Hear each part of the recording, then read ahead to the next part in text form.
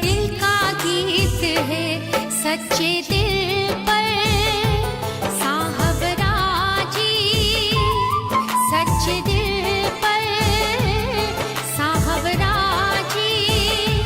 वो प्रभु का मीत है, वो प्रभु का मीत है, यही दिल का गीत है, यही दिल का गीत है, यही दिल का गीत है, यही दिल का गीत है।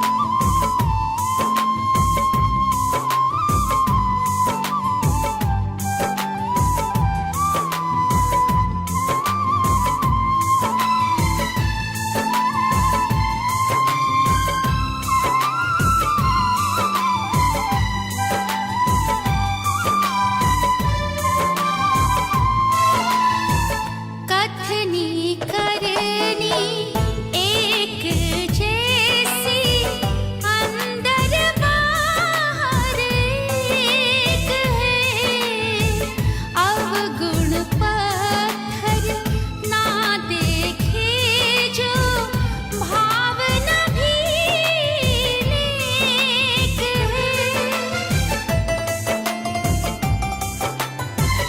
कथनी करनी एक जैसी, अंदर बाहर एक है, अवगुण पत्थर ना देखे जो, भावना भी नेक है। विश्व के परिवर्तन है तू, निज पर काहित है, विश्व के परिवर्तन है तू, निज पर काहित है, निज पर काहित है, यही दिल का गीत है, यही दिल का गीत है।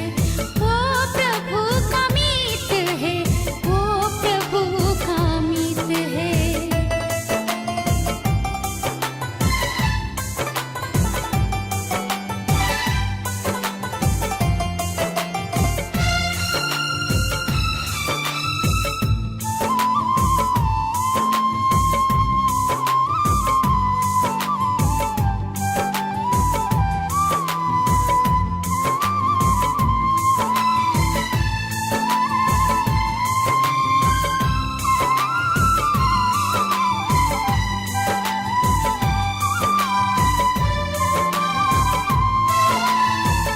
अपकारी पर भी करता उपकार, सबका करे सत्कार,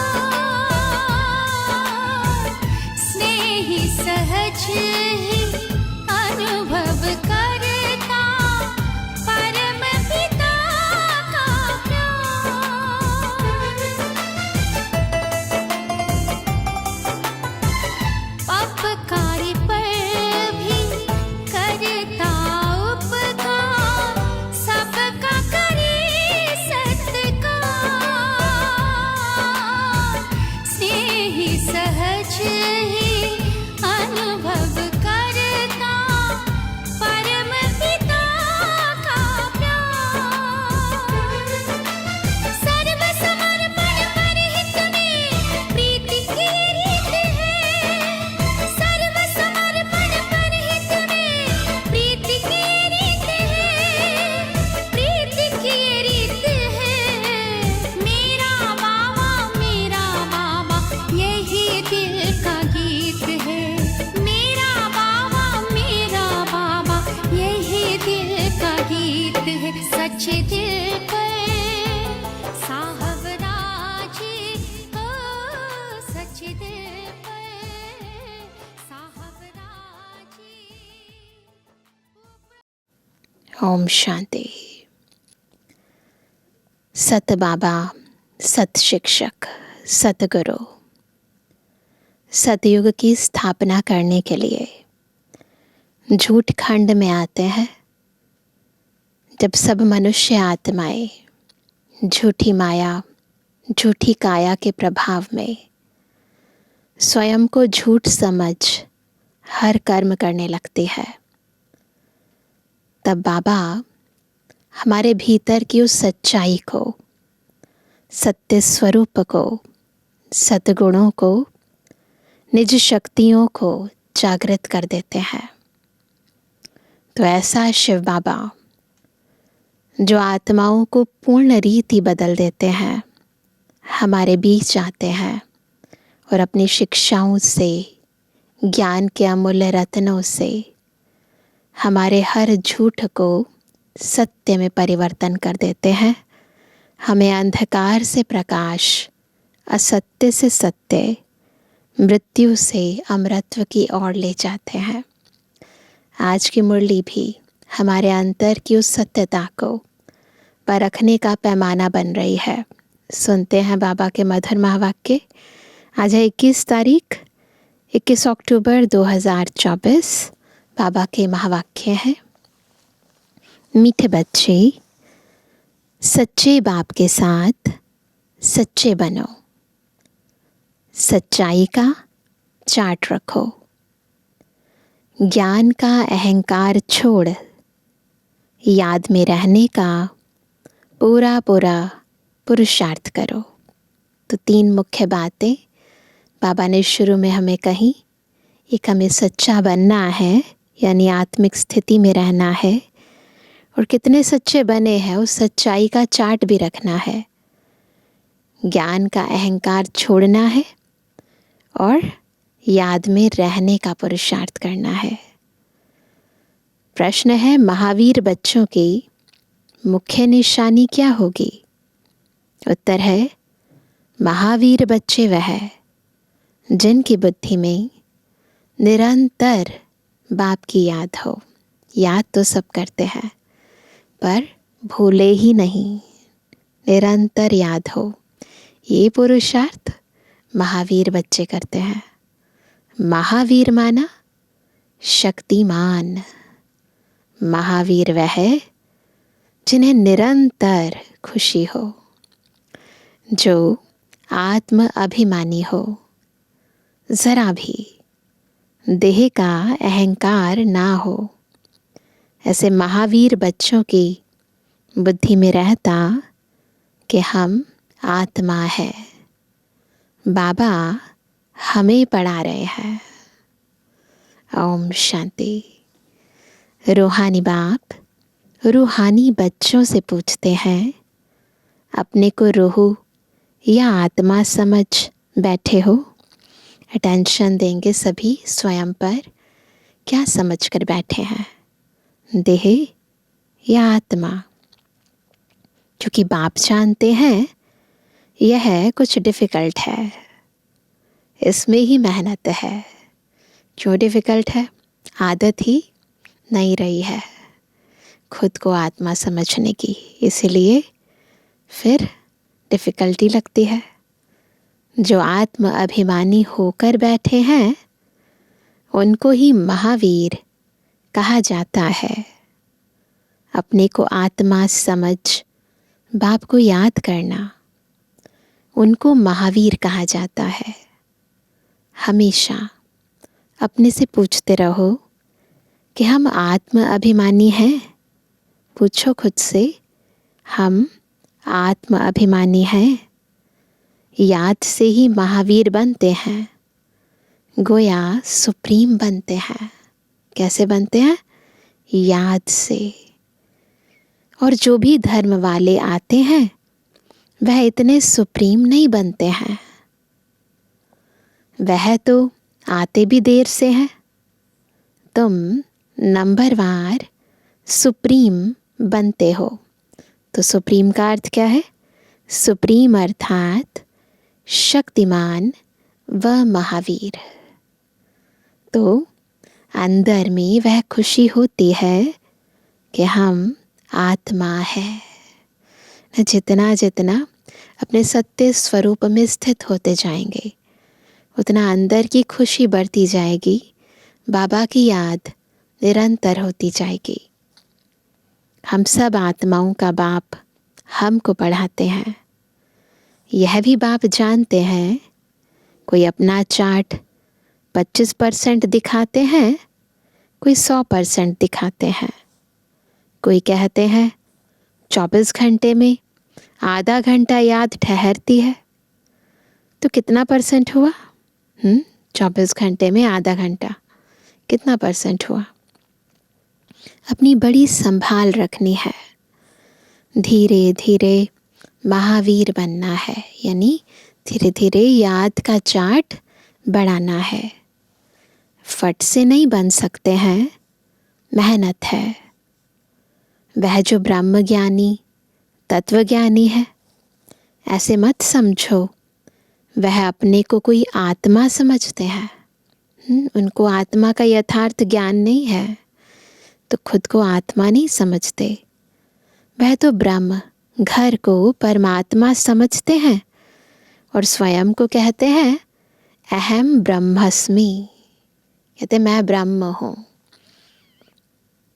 अब घर से थोड़े ही योग लगाया जाता है ना? योग किससे लगाना है? घर में रहने वालों से। घर से थोड़ी ना योग लगाया जाता है। अभी तुम बच्चे अपने को आत्मा समझते हो। यह अपना चार्ट देखना है। 24 घंटे में हम कितना समय अपने को आत्मा समझते हैं। अभी तुम बच्चे जानते हो हम ईश्वरीय सर्विस पर हैं, ऑन गॉडली सर्विस। यही सबको बताना है कि बाप सिर्फ कहते हैं मन मना भव, अर्थात अपने को आत्मा समझ मुझे याद करो। यह है तुम्हारी सर्विस।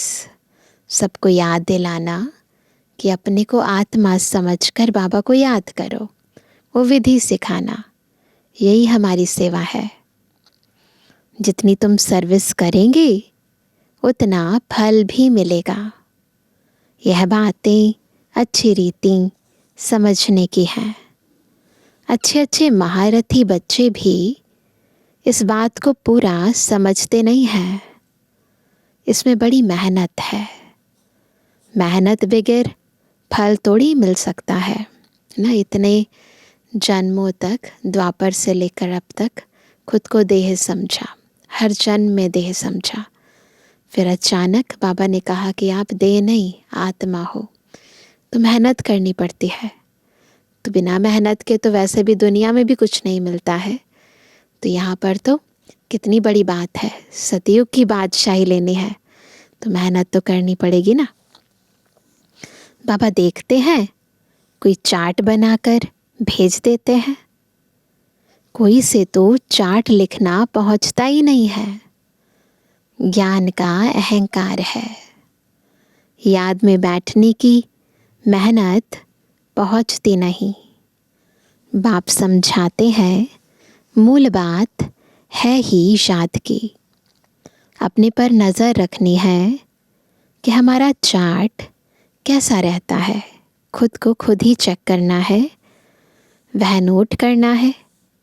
कहीं कहते हैं चार्ट लिखने की फुर्सत नहीं। मूल बात तो बाप कहते हैं अपने को आत्मा समझ अल्फ को याद करो। यह है इम्पॉर्टेंट बात। अब इसी बात को पक्का करने के लिए चार्ट रखते हैं। यहाँ जितना समय बैठते हो तो बीच बीच में अपने दिल से पूछो। सभी कभी अभी अपने अंदर चेक करेंगे, अपने दिल से पूछेंगे कि हम कितना समय याद में बैठे। ज्ञान सुनते सुनते भी बुद्धि ऐसी है जो खिसक जाती है, इधर से न जाने कहाँ कहाँ चली जाती है, फिर दोबारा लौट कर आती है। तो इसीलिए खुद को गहराई से चेक करो कि सभी निरंतर बाबा की याद में बैठे हैं। यहाँ जब बैठते हो तो तुमको याद में ही रहना है, और चक्र फिराओ तो भी हर्जा नहीं। जब बैठते हैं तो या तो याद में बैठो, नहीं तो स्वदर्शन चक्र फिराओ। हमको बाबा के पास ज़रूर जाना है। पवित्र सतु प्रधान होकर जाना है, ये तो पक्का है। जाना भी है और सतु प्रधान बन कर जाना है। इस बात को अच्छी रीति समझना है ना, इस बात को कि हमें जाना है उधर और सतु प्रधान बनना है, इसको यथार्थ समझो। उसके लिए कितनी मेहनत करने की ज़रूरत है, कितनी प्रैक्टिस करनी है मुझे। कहीं तो फट से भूल जाते हैं। सच्चा सच्चा चार्ट अपना बताते नहीं है। अपने आप को चेक करना पहले आना चाहिए और उसके बाद अंदर सच्चाई और सफाई से चार्ट रखना चाहिए। ऐसे बहुत महारथी हैं, सच तो कभी नहीं बताएंगे। पापा के पास चार्ट बिल्कुल सच्चा होना चाहिए।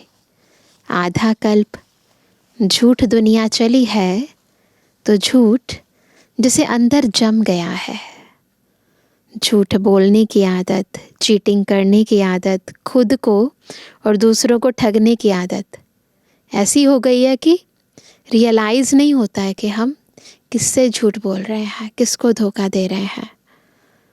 इसमें भी जो साधारण है वह तो झट चार्ट लिखेंगे। बाप कहते हैं तुम पापों को भस्म कर पावन होंगे याद की यात्रा से। तरीका एक ही है, याद करेंगे, पाप भस्म होंगे, सतप्रधान बनेंगे। सिर्फ ज्ञान से तो पावन नहीं होंगे, बाकी फ़ायदा क्या? पुकारते भी हो किस लिए? पावन बनने के लिए, इसीलिए तो पुकारते हैं। उसके लिए चाहिए, पावन बनने के लिए क्या चाहिए? याद। हर एक को सच्चाई से अपना चार्ट बताना चाहिए।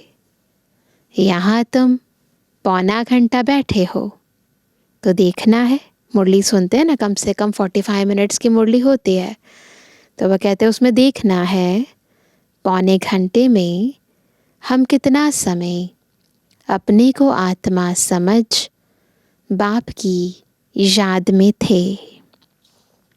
कईयों को तो सच बताने में लज्जा आती है। देखो बाबा अंदर से सब बच्चों को जानते हैं, सच नहीं बताते हैं।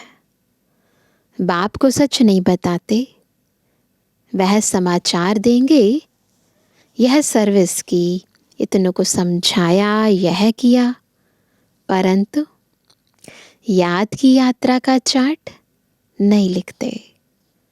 बाप कहते हैं याद की यात्रा में न रहने कारण ही तुम्हारा कोई को तीर नहीं लगता है।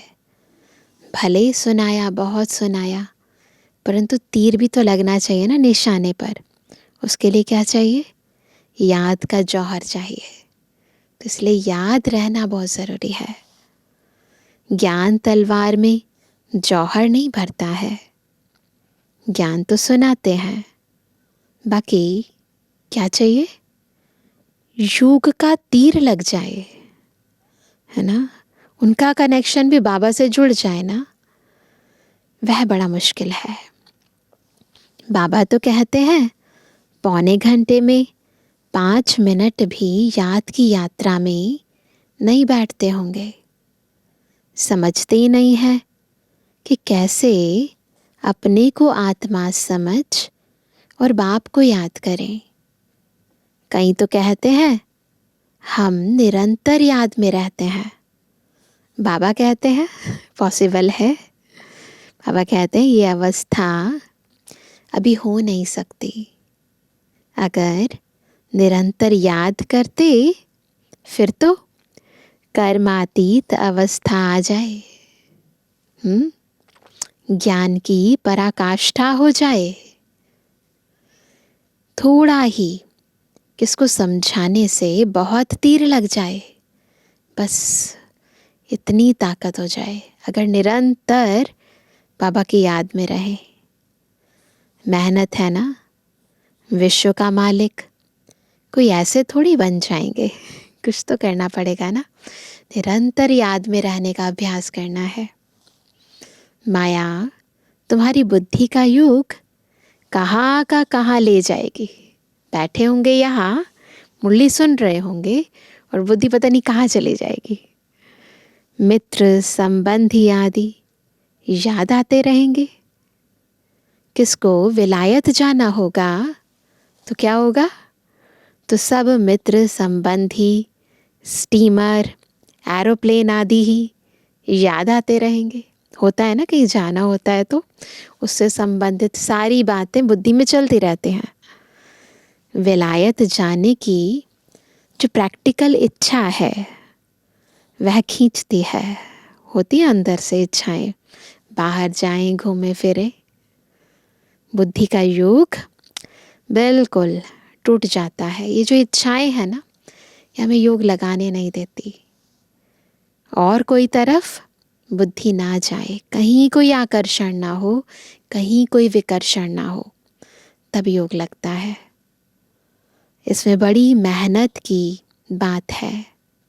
सिर्फ एक बाप की ही याद रहे, यह देह भी याद न आए। यह अवस्था तुम्हारी पिछाड़ी को होगी ना। अभी पिछाड़ी का समय आ गया है तो ऐसी अवस्था जमानी है। दिन प्रतिदिन जितना याद की यात्रा को बढ़ाते रहें, इसमें तुम्हारा ही कल्याण है। जितना याद में रहेंगे उतना तुम्हारी कमाई होगी। अगर शरीर छूट गया फिर यह कमाई तो कर नहीं सकेंगे। जाकर छोटा बच्चा बनेंगे तो कमाई क्या कर सकेंगे। भलात्मा यह संस्कार ले जाएगी, परंतु टीचर तो चाहिए ना, जो फिर स्मृति दिलाए। बाप भी स्मृति दिलाते हैं ना। बाप को याद करो, यह सिवाय तुम्हारे और कोई को पता नहीं है कि बाप की याद से ही पावन बनेंगे।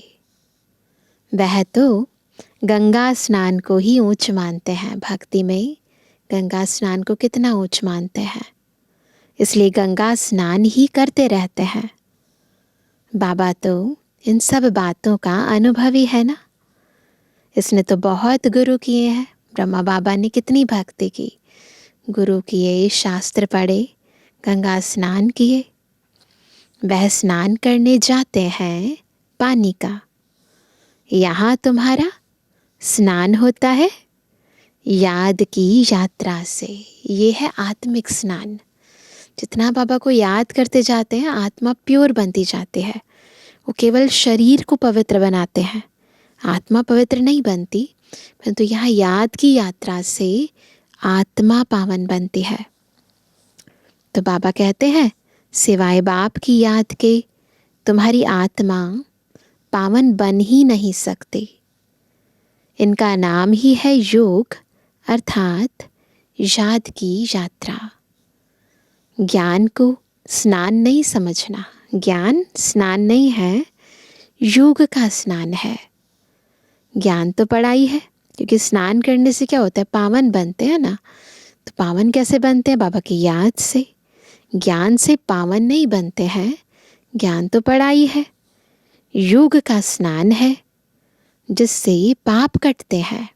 तो दो बातें हो गई ना, ज्ञान और योग, दो चीज़ें हैं। जैसे स्नान करते हैं ना, एक साबुन एक पानी। तो साबुन रगड़ते हैं परंतु पानी डालते हैं तो फिर उसका असर आता है। तो बाबा कहते हैं, ज्ञान और योग दो चीज़ें हैं। याद से ही जन्म जन्मांतर के पाप भस्म होते हैं। बाप कहते हैं, इस याद की यात्रा से ही तुम पावन बन सत्व प्रधान बन जाएंगे। बाप तो बहुत अच्छी रीति समझाते हैं। मीठे मीठे बच्चों, इन बातों को अच्छी रीति समझो, यह भूलो नहीं। याद की यात्रा से ही जन्म जन्मांतर के पाप कटेंगे। बाकी ज्ञान तो है कमाई। याद और पढ़ाई दोनों अलग चीज़ है।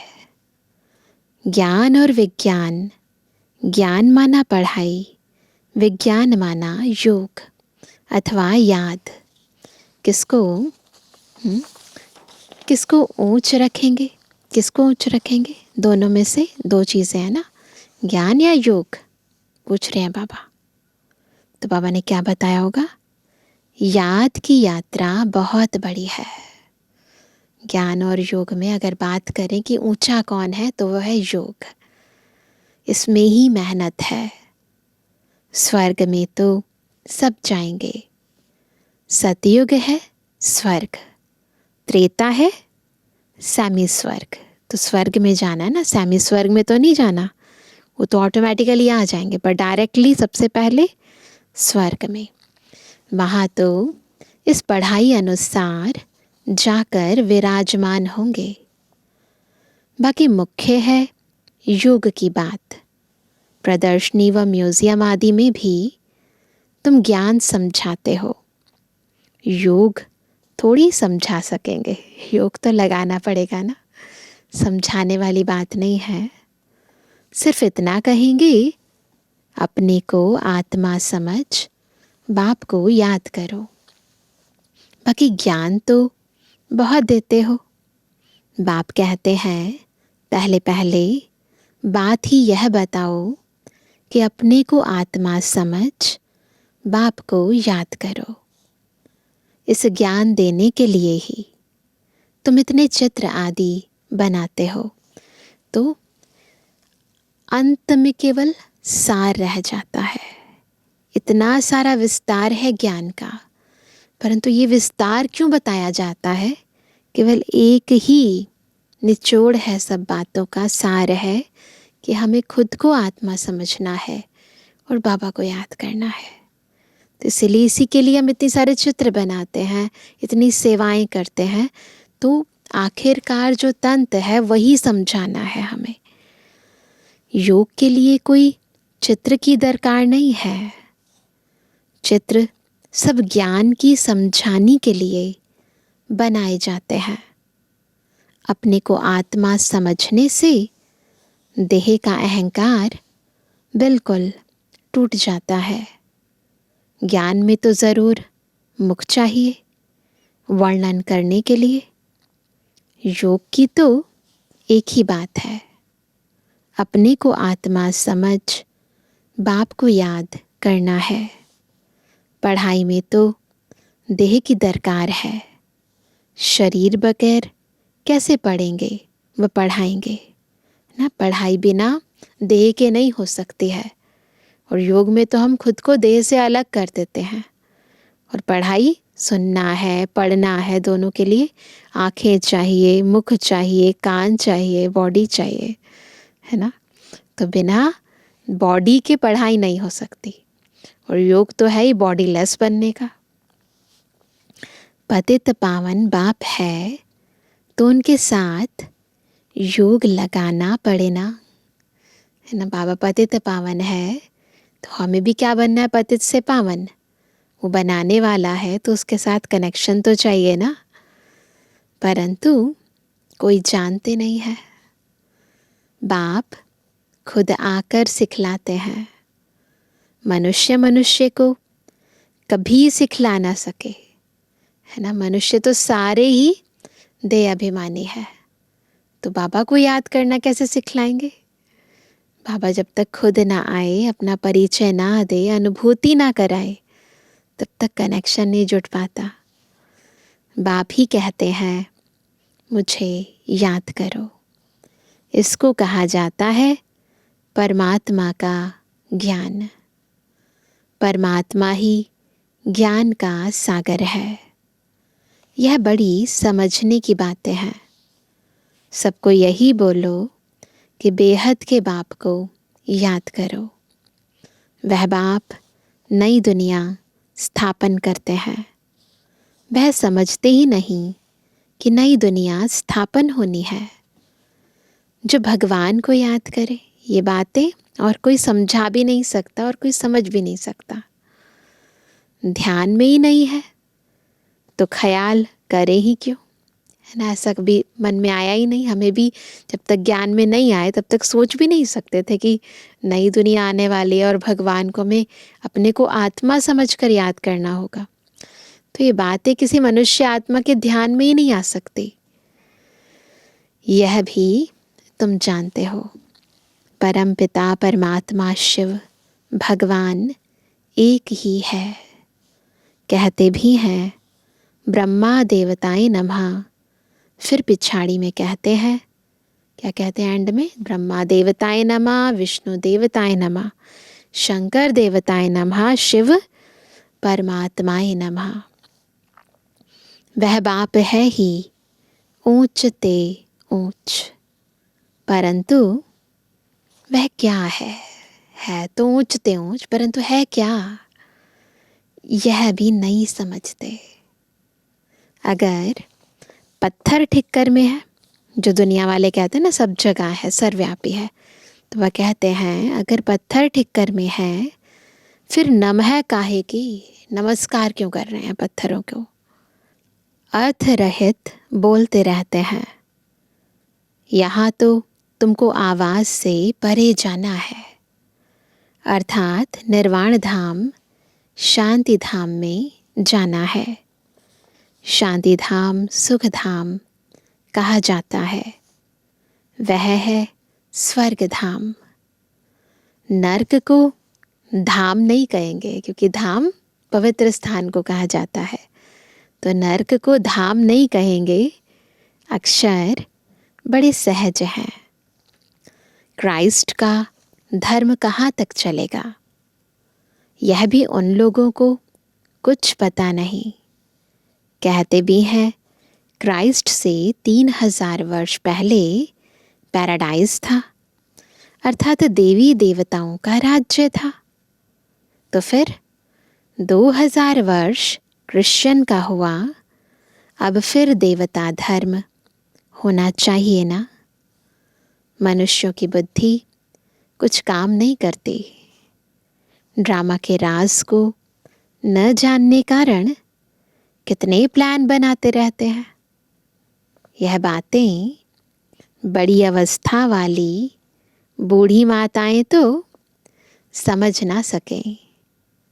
बाप समझाते हैं अभी तुम सबकी वानप्रस्थ अवस्था है, वाणी से परे जाना है। वह भल कहते हैं निर्वाण धाम गया, दुनिया वाले कहते हैं ना, परंतु जाता कोई नहीं है। पुनर्जन्म फिर भी लेते जरूर हैं, वापस कोई भी जाता नहीं। वानप्रस्थ में जाने के लिए गुरु का संग करते हैं। अब गुरु ही नहीं जाते तो फिर गुरु का संग करने का लाभ ही क्या। सतगुरु का संग करने से वाणी से परे जाते हैं। बहुत वानप्रस्थ आश्रम है दुनिया में, ओल्ड एज होम बहुत है ना, माताएं भी बहुत हैं, वहाँ भी तुम सर्विस कर सकते हो। वानप्रस्थ का अर्थ क्या है, वाणी से परे स्थान। इसका यथार्थ अर्थ बताना है उन्हें, तुमको बाप बैठ समझाते हैं। अभी तुम सब वानप्रस्थी हो, सबको जाना है ना वाणी से परे परम धाम, तो इसलिए हम सब वानप्रस्थी हैं। बच्चे हैं, जवान हैं, देह से कुछ भी हैं, परंतु आत्मा सबकी वानप्रस्थ अवस्था में है। सारी दुनिया वानप्रस्थी है। जो भी मनुष्य मात्र देखते हो सब वानप्रस्थी हैं। सर्व का सद्गतिदाता एक ही सतगुरु है। तो वानप्रस्थ अवस्था है, सतगुरु सबका आया हुआ है हमें वानप्रस्थ अवस्था में ले जाने, वाणी से परे परम धाम ले जाने। सबको जाना ही है, कंपल्सरी है। जो अच्छी रीति पुरुषार्थ करते हैं वह अपना ऊंच पद पाते हैं। इसको कहा ही जाता है कयामत का समय। न कहते हैं ना, कयामत के समय पर भगवान आते हैं, सबको ले जाते हैं। कयामत के अर्थ को भी वह लोग समझते नहीं हैं। तुम बच्चों में भी नंबरवार समझते हैं। बड़ी ऊंच मंजिल है, सबको समझाना है। अभी हमको घर जाना है ज़रूर। आत्माओं को वाणी से परे जाना है। सब आत्माओं को जाना है मुक्ति धाम, है ना। और फिर दोबारा पाठ में आएंगे, फिर पाठ रिपीट करेंगे। परंतु बाप को याद करते करते जाएंगे तो उच्च पद पाएंगे, है ना।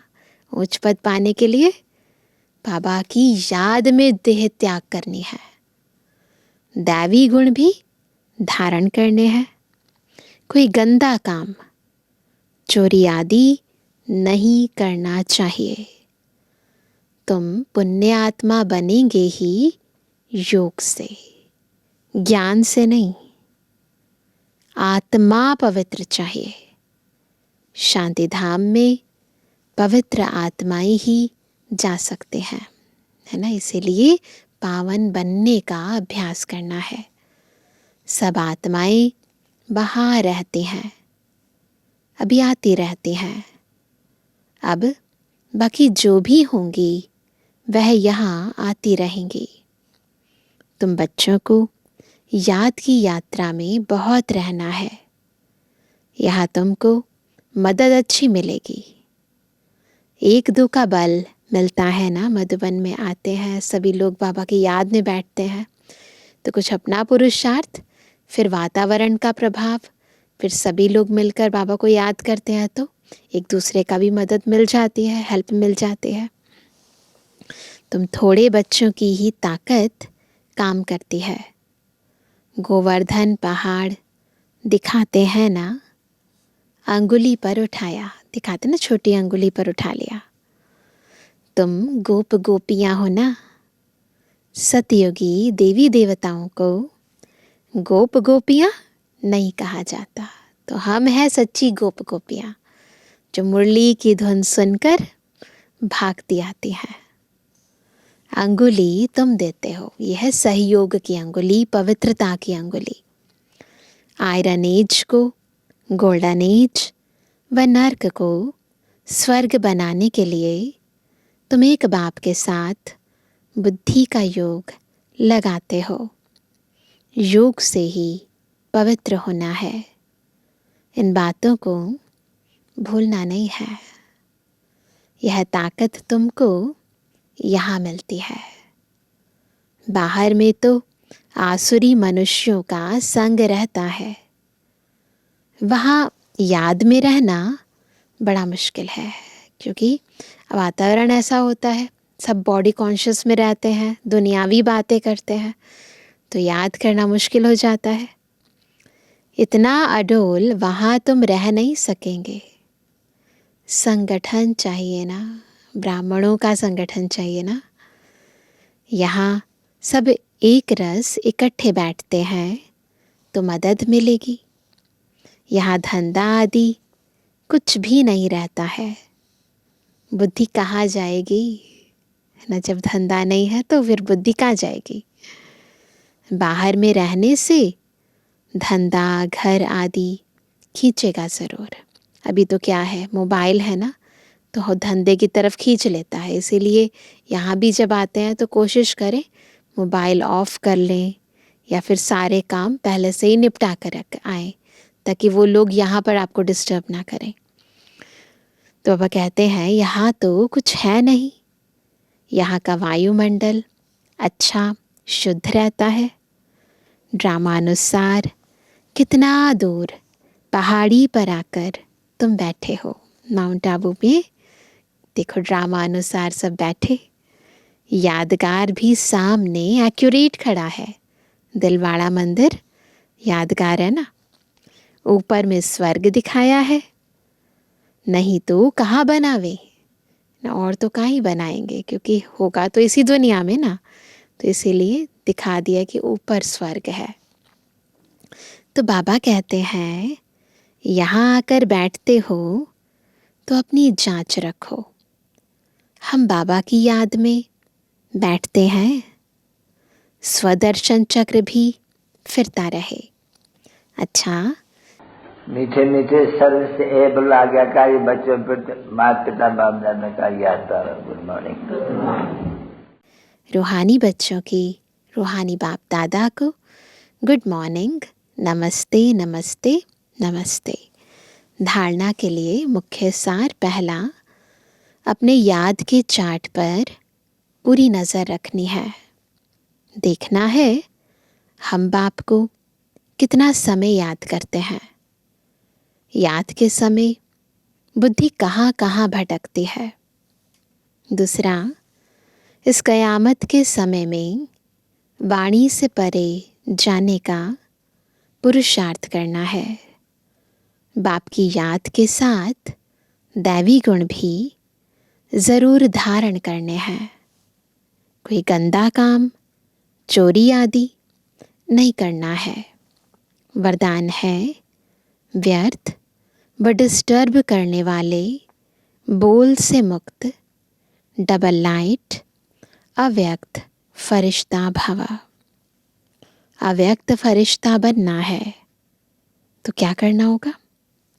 तो व्यर्थ बोल जो किसी को भी अच्छे नहीं लगते हैं, उन्हें सदा के लिए समाप्त करो, है ना। अगर फरिश्ता बनना है तो, क्योंकि वेस्ट जो है ना, वेट का काम करता है तो उड़ने नहीं देता है।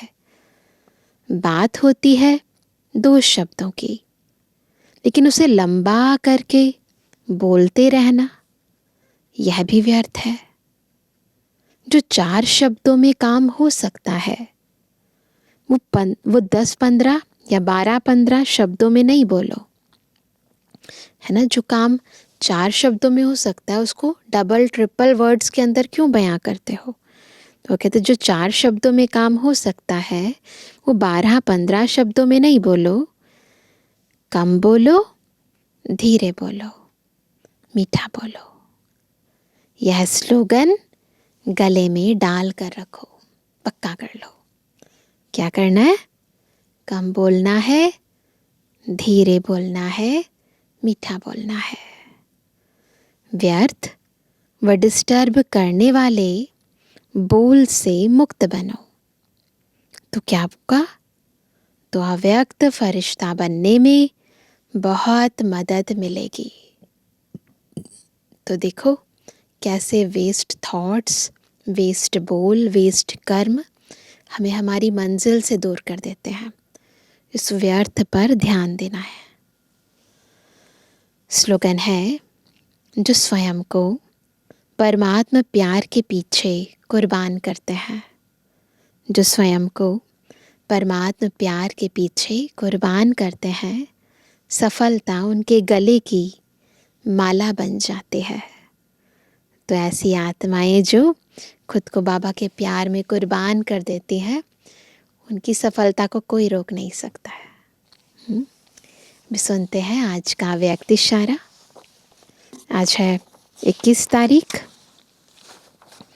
तो आज का व्यक्ति इशारा है, जैसे वह बहुत पहले के साउंड को कैच करते हैं, वैसे आप अपने 5000 वर्ष पहले के दैवी संस्कार कैच करो। अभी साइंस में ऐसी फैसिलिटी है कि यदि कोई महल होता है, पुरातत्व विभाग वाले ऐसा सिस्टम बना दिया है कि वहाँ पर जो पहले की साउंड्स हैं उन साउंड वेव्स को कैच करके पता कर लेते हैं कि यहाँ पर क्या क्या बोला गया, तो उसका भी शो भी दिखाते हैं। तो बाबा कहते हैं वैसे आप अपने 5000 वर्ष पहले के दैवी संस्कार कैच करो, वो भी आत्मा में अंदर मर्ज है। सदैव यह स्मृति में रखो कि मैं यही था और फिर बन रहा हूँ। क्या था? लक्ष्मी थी, नारायण था।